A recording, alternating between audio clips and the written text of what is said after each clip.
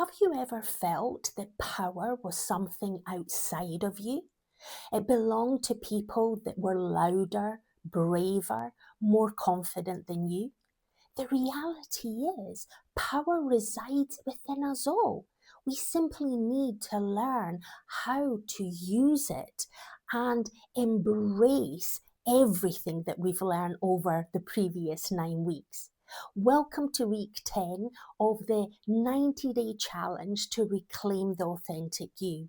Over the past 9 weeks, we have rewired our thoughts, stopped the autopilot, and retouched our inner authenticity and created trust and evidence that we can show up for ourselves, that we can prioritize ourselves. And one of the things that we're going to do this week is about taking everything that we've learned over the previous 9 weeks, and we're actually going to embrace our power. So this week it's all about embracing your power. And the 7 microtasks are going to tap in to making you take action in order to really start integrating that into your day-to-day life. For those of you that haven't followed the previous 9 weeks, I will add at the end of this video the series so you can go back and watch some of the previous content if this resonates with you. So day one, the microtask that we're going to do is step into your power. And this is about setting boundaries to create self-trust. And those boundaries don't necessarily need to be with other people. It can start with yourself. What are the behaviors, the patterns that you want to change in your day-to-day life? And what is the boundary that you're going to set with yourself? What is the tolerance level? What will you accept? What bits you won't tolerate anymore in order for you to rise up and level up to the standard in order for you to take the action that you know you want to take, but for whatever reason you haven't taken in the past. And this then creates the self-trust. You're creating the evidence and proof that you've got your own back. When you say you're going to do something, you follow through. Now, it's easier to set the boundaries with ourselves, and then we can actually ripple that out and start setting boundaries with other people. On day two, it's about response over reaction. In our busy day-to-day lives, we tend to react. When someone says something or asks something from us, we get caught up in the emotion. Depending on how we're feeling in the moment, we tend to react. This is about pausing, slowing down, taking a breath, taking a moment to really tap in and respond with intention rather than react. And this is where you're coming from a place of kindness and compassion, but you can still be firm when you respond back. You don't need to be a pushover, but at the same time, you need to respect your own boundaries. Day three, the microtask is about rewriting your story. Now, we've talked about stories, which is the language that we use, the conditioning, the beliefs and stories that we've created because of our upbringing, because of the way that we have shown up and the way that we've interacted with people in our past. Now, our past can help inform us what things worked, what things didn't work, what things we want to keep and what things we want to let go. And this is about us having the power within us to rewrite our stories. Just because we were a people pleaser 6 months ago, it doesn't mean that you need to be a people pleaser today if that does not serve you. So you get to co-create the story of your life, and you get to rewrite what that story is from this day forward. So pay attention to the language that you're using and the perspective in which you're actually seeing something. When I've watched some of these videos over the past few weeks, I've recognized that I use the word but a lot, which technically negates what I've said at the beginning of the sentence.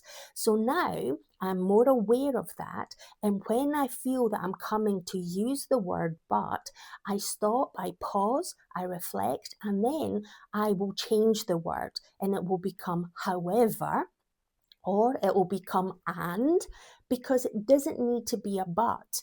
It needs to be the word that is appropriate to the way that I am viewing things, the way that I want things to be at this moment in time, and not the old story. It's about, where am I now?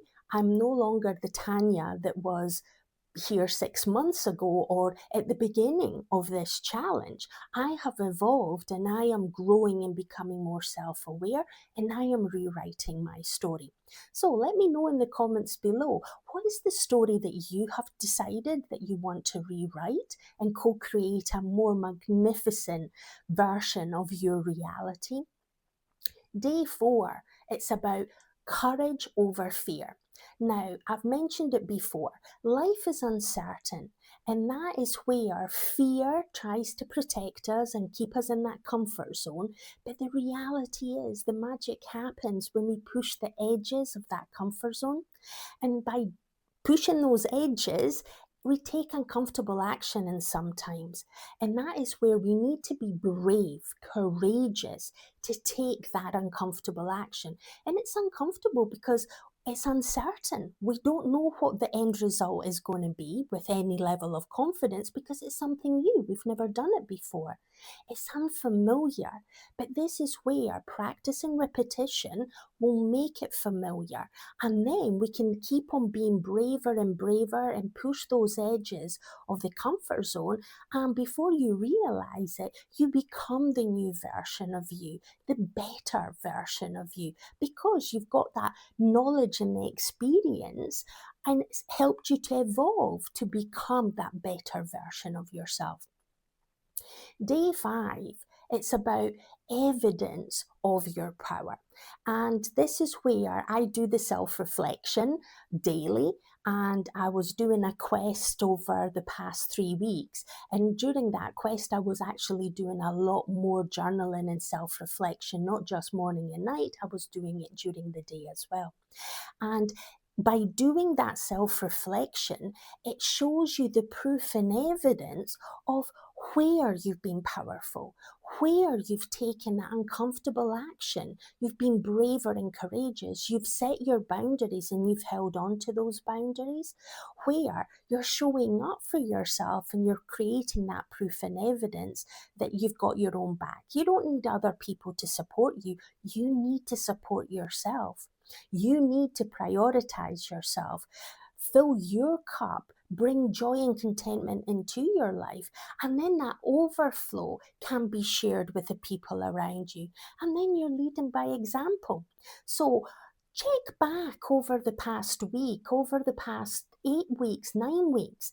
What is the evidence and proof that demonstrate that you are becoming more powerful, that you have the strength, the resilience, the consistency within yourself to really show up, even when you don't want to, even when life gets busy, or when things are starting to come to you and you feel like, oh, I'm feeling a wee bit anxious or overwhelmed.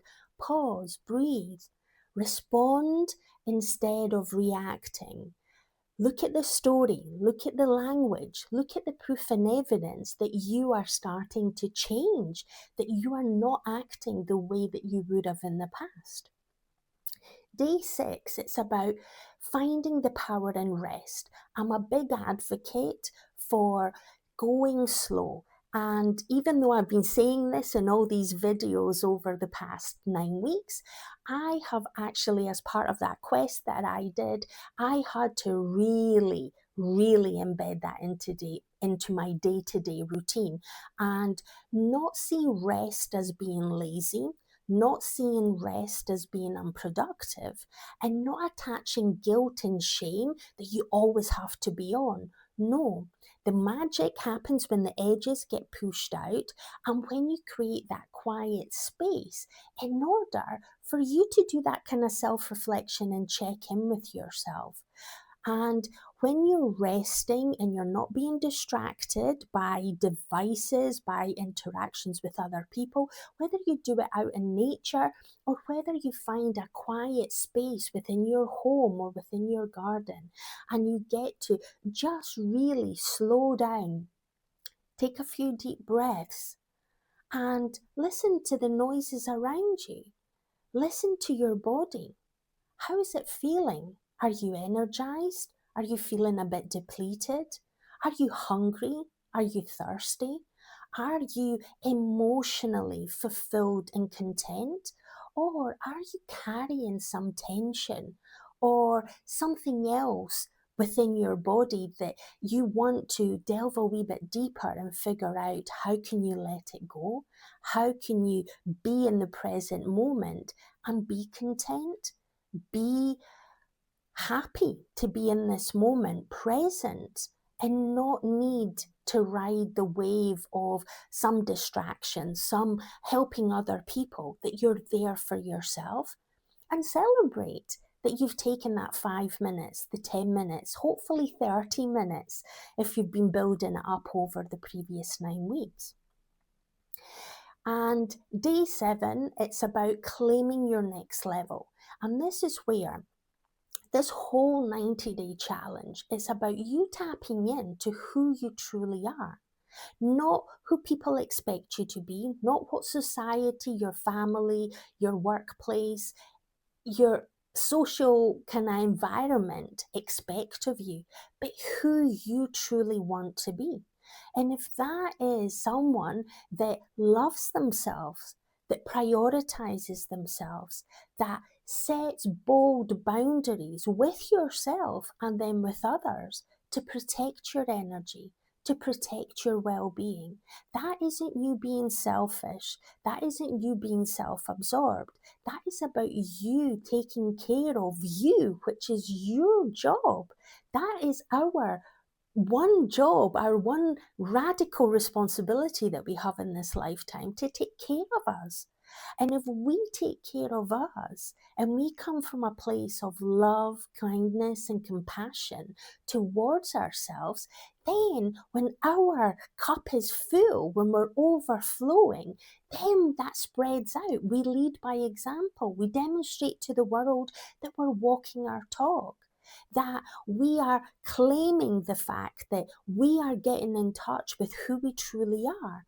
And if who we truly are isn't who we really want to be, then we get to take bold action in order to push the edges, for us to learn new skills, learn new ways of being, in order for us to really level up and become our best, better version of ourselves. So, if you have stuck through and you've not watched any of the previous contents, thank you very much. Please like and subscribe if you've not already done so. If there's someone in your life that would benefit from this content, please share it with them. And as I mentioned, there's another 9 videos in this series. We've got another 3 to go to complete this challenge. And as we've been going along, I have been creating a free PDF resource. All the details are in the description below. You can email me and I'll share that with you, because this is about us empowering ourselves, about us showing up for ourselves and saying, I'm going to take 15 minutes and I am going to listen and I am going to feel inspired and empowered to take action. It doesn't need to be massive. You can take 5 minutes of action each day, and that can start filling up your cup, and you're getting to live life from a place of joy, fulfillment, fun, and contentment, rather than reacting, replaying the stories and feeling stuck. So I want you to go out and seize the day. Have the most amazing day, whatever you're doing. And remember, there's always choices in life, so choose wisely. Bye until the next one.